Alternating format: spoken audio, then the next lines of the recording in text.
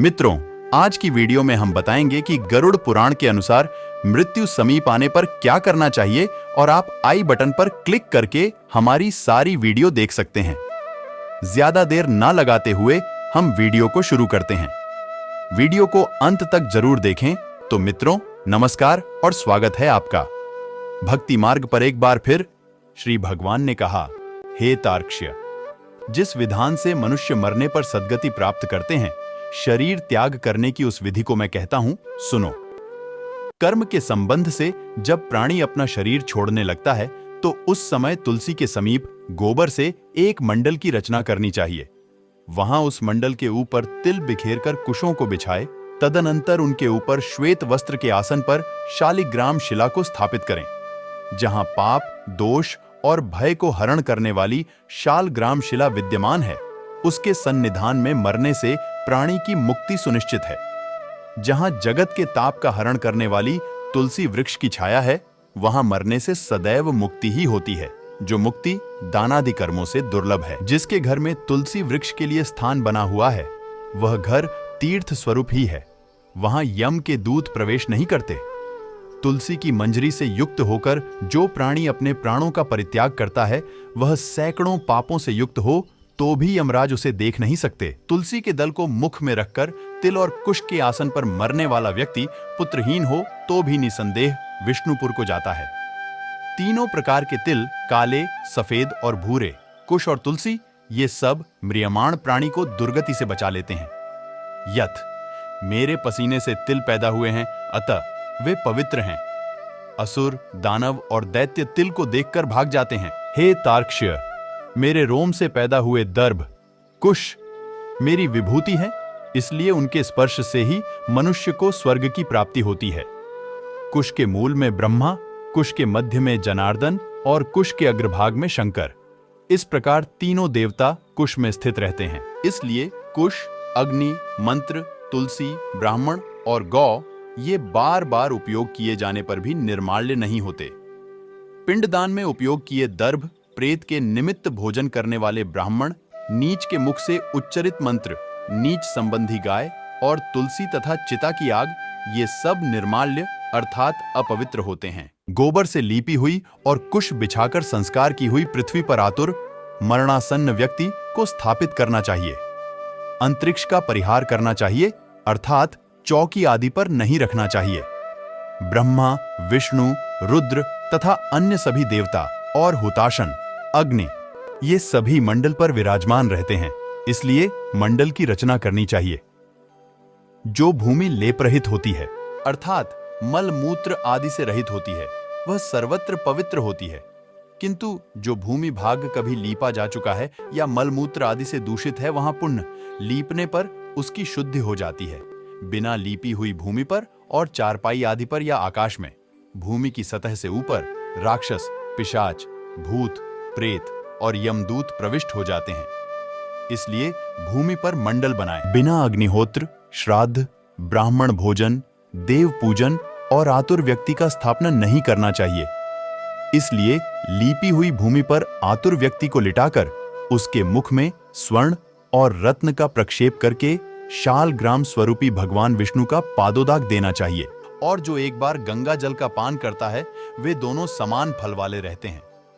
हे पक्षीराज, अग्नि के संबंध से जैसे रुई की राशि नष्ट हो जाती है, उसी प्रकार गंगा जल से पातक भस्मसात हो जाते हैं। जो सूर्य की किरणों से संतप्त गंगा के जल का पान करता है, वह सभी योनियों से छूटकर हरि के धाम को प्राप्त होता है। अन्य नदियां मनुष्यों को जलावगाहन, स्नान करने पर पवित्र करती हैं, किंतु गंगा जी तो दर्शन, स्पर्श, दान अथवा गंगा इस नाम का कीर्तन करने मात्र से सैकड़ों, हजारों पुण्य रहित पुरुषों को भी पवित्र कर देती हैं। इसलिए संसार से पार लगा देने वाले गंगा जल को पीना चाहिए। जो व्यक्ति प्राणों के कंठगत होने पर गंगा गंगा ऐसा कहता है, वह विष्णु लोक को प्राप्त होता है और पुण्य भूलोक में जन्म नहीं लेता। प्राणोत्क्रमण, प्राणों के निकलने के समय जो पुरुष श्रद्धायुक्त होकर मन से गंगा कहाँ चिंतन करता है, वह भी परम गति को प्राप्त होता है। अतः गंगा का ध्यान, गंगा को नमन, गंगा का संस्मरण करना चाहिए और गंगा जल का पान करना चाहिए। इसके बाद मोक्ष प्रदान करने वाली श्रीमद् भागवत की कथा को जितना संभव हो उतना श्रवण करना चाहिए। जो व्यक्ति अंत समय में श्रीमद् भागवत के एक श्लोक, आधे श्लोक अथवा एक पाठ का भी पाठ करता है, वह ब्रह्मलोक को प्राप्त होकर पुण्य संसार में कभी नहीं आता। ब्राह्मण, क्षत्रिय और वैश्य को मरण काल में वेद और उपनिषदों का पाठ तथा शिव व विष्णु की स्तुति से मुक्ति प्राप्त होती है। हे खग, प्राण त्याग के समय मनुष्य को अनशन व्रत अर्थात अन्न तथा जल का त्याग करना चाहिए और यदि वह विरक्त द्विजन्मा हो तो उसे आतुर संन्यास लेना चाहिए। प्राणों के कंठ में आने पर जो प्राणी मैंने संन्यास ले लिया है ऐसा कहता है, वह मरने पर विष्णु लोक को प्राप्त होता है। पुण्य, पृथ्वी पर उसका जन्म नहीं होता। इस प्रकार हे खग, जिस धार्मिक पुरुष के आतुरकालिक पूर्वोक्त कार्य संपादित किए जाते हैं उसके प्राण ऊपर के छिद्रों से सुखपूर्वक निकलते हैं। मुख, दोनों नेत्र, दोनों नासिका रंध्र तथा दोनों कान, ये 7 ऊपर के द्वार छिद्र हैं। इनमें से किसी द्वार से सुकृति पुण्यात्मा के प्राण निकलते हैं और योगियों के प्राण तालुरंध्र से निकलते हैं।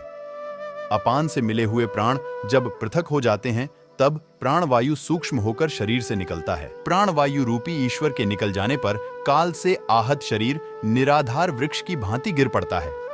प्राण से मुक्त होने के बाद शरीर तुरंत चेष्टा शून्य, घृणित, दुर्गंधयुक्त, अस्पृश्य और सभी के लिए निंदित हो जाता है। इस शरीर की कीड़ा, विष्ठा, तट भस्म रूप, ये 3 अवस्थाएं होती है। इसमें कीड़े पड़ते हैं, यह विष्ठा के समान दुर्गंधयुक्त हो जाता है अथवा अंततः चिता में भस्म हो जाता है।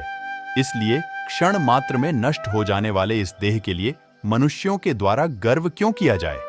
पंचभूतों से निर्मित इस शरीर का पृथ्वी तत्व पृथ्वी में लीन हो जाता है, जल तत्व जल में, तेजस तत्व तेज में और वायु तत्व वायु में लीन हो जाता है।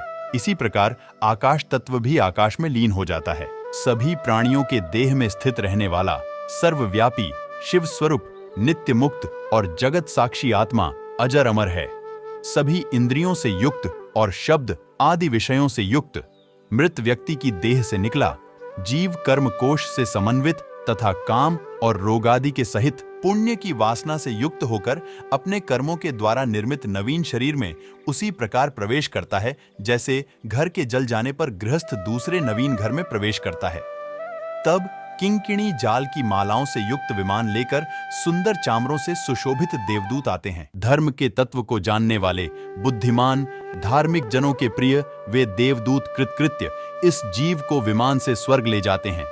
सुंदर दिव्य देह धारण करके, निर्मल वस्त्र और माल्य धारण करके, सुवर्ण और रत्नादि के आभरणों से युक्त होकर वह महानुभाव जीवदान के प्रभाव से देवताओं से पूजित होकर स्वर्ग को प्राप्त करता है। इस प्रकार गरुड़ पुराण के अंतर्गत सारोद्धार में म्रियमाण कृत्य निरूपण नामक 9वां अध्याय पूरा हुआ।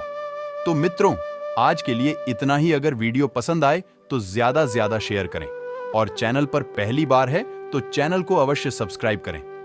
शुरू से लेकर अंत तक वीडियो में बनाने के लिए आप सभी दर्शकों का बहुत धन्यवाद।